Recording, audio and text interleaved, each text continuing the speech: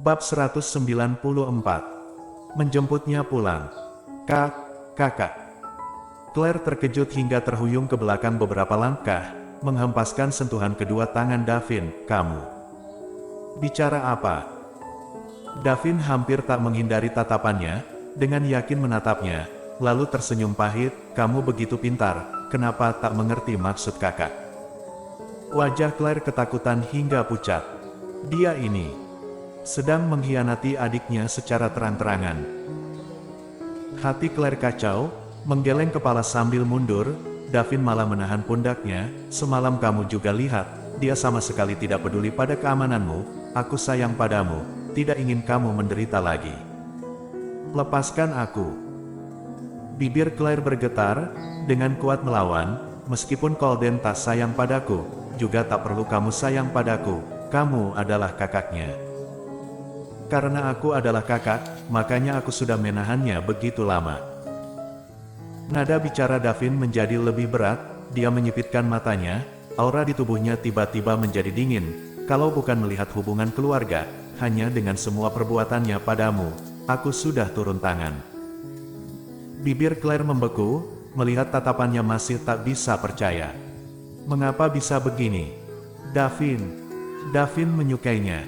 Atau karena melihat dia begitu menderita, sedang kasihan padanya. Aku tak harap melihatmu terluka lagi, tahu tidak? Tidak.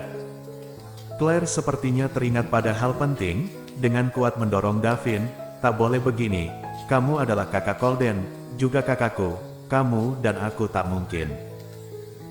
Aku hari ini datang memberitahumu bahwa aku sangat baik di departemenku, aku tak menerima kenaikan jabatan.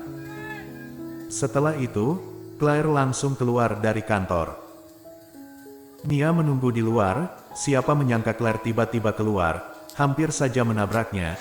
Claire mengatakan, maaf, lalu pergi seperti kabur. Mia melihat Davin yang ada di dalam kantor dengan penasaran. Wakil CEOY, itu. Dia kenapa? Davin melihat bayangan Claire yang sudah menjauh, dia menundukkan matanya dan tersenyum pahit. Dia kenapa? Mungkin aku sudah menakutinya. Wakil CEOY terhadapnya. Kamu kembali bekerja dulu, kalau nanti dia tidak datang melapor juga, kamu langsung jemput dia kemari. Mia, aduh.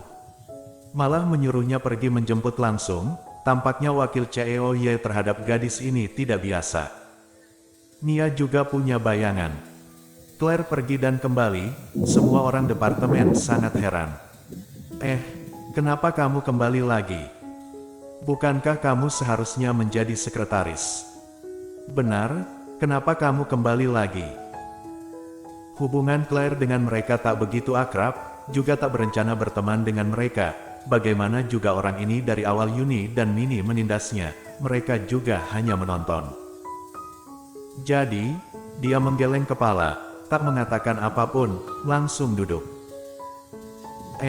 Dengar-dengar, selain pengurus dipecat, Yuni dan Mini juga sudah dipecat. Sebenarnya ada apa ini? Claire, biasanya mereka berdua selalu menindasmu. Mereka dipecat, kamu juga kenaikan jabatan. Masalah ini ada hubungannya denganmu tidak? Benar Claire, kalau kamu tahu sesuatu, beritahu kami juga sangat penasaran. Katakanlah. Seseorang terus bertanya pada Claire yang awalnya sudah sangat kesal, malah ditanyakan terus pada mereka, lebih kesal berdiri dan menjawab mereka. Yang memecat mereka, yang menaikkan jabatanku, bukanlah aku, bagaimana aku bisa tahu apa yang terjadi? Aku bahkan tahu dari kalian bahwa aku naik jabatan, kalian begitu ingin tahu. Tanyakan saja pada atasan. Tiba-tiba dia emosi. Semua orang juga terkejut, tidak mengerti mengapa dia tiba-tiba emosi, lalu ada seseorang berdeham. Apaan sih? Kenapa galak sekali? Kami hanya bertanya padamu, kalau tak ingin menjawab juga tak perlu begitu bukan? Cih, dia kira dia siapa? Baru saja naik jabatan sudah mulai memarahi orang, begitu arogan, hanya naik jabatan saja. Kelak siapa tahu juga akan dipecat. Benar, sebelumnya adalah asisten Tuan Muda Ye, sekarang meskipun karena sudah lama bekerja, juga hanya menjadi sekretaris wakil CEOY, dia kira dia siapa? Mendengar semua ini, Claire juga hanya bisa tersenyum dingin, lalu duduk dan melanjutkan pekerjaannya sendiri. Yuni dan Minnie juga Leon sudah dipecat. Masalah ini, entah Davin yang putuskan atau Colden. Memikirkan dua orang ini, Claire merasa sakit kepala. Dia tak menyangka suatu hari Davin akan bicara begini padanya. Awalnya hubungan dia dengan Davin memang rumit, tak bisa dijelaskan, sekarang dia malah. Waktu selanjutnya Claire habiskan dengan berantakan, juga tak tahu apa yang dia pikirkan. Saat sore hari, Claire berjalan keluar dari departemen langsung bertemu Gita. Gita begitu melihatnya langsung berlari ke arahnya dan memeluk lengannya.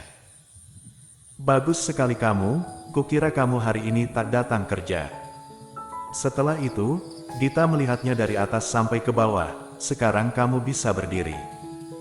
Claire, kenapa tak bisa? Kemarin malam kamu dengan Tuan Muda Ye seharusnya sangat menegangkan bukan? Claire sedikit tak bisa berkata-kata, kamu sedang sembarangan pikir apa?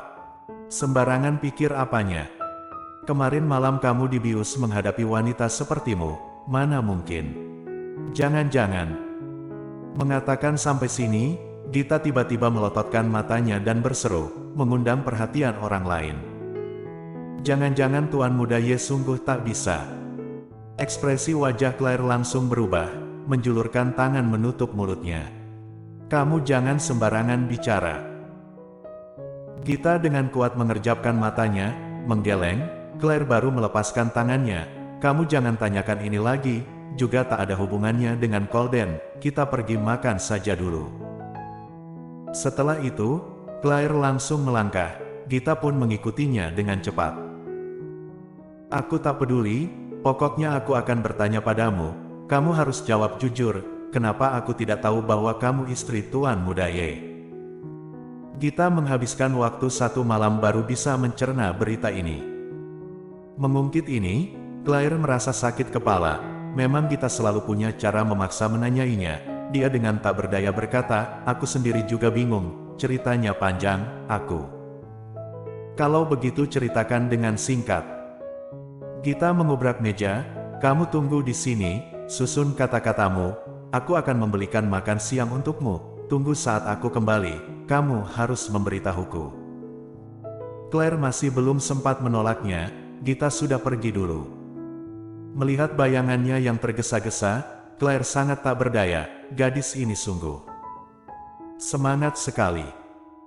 Tapi kemarin malam dia seharusnya berterima kasih pada Gita, dia membawa Colden ke hadapannya. Seharusnya Gita menyadari bahwa dia sudah hilang, jadi meminta pertolongan pada Colden. Kemarin malam jika Colden tidak muncul tepat waktu, mungkin dia akan ditolong oleh Davin. Saat itu, bagaimanapun tak akan bisa dijelaskan lagi. Bersambung.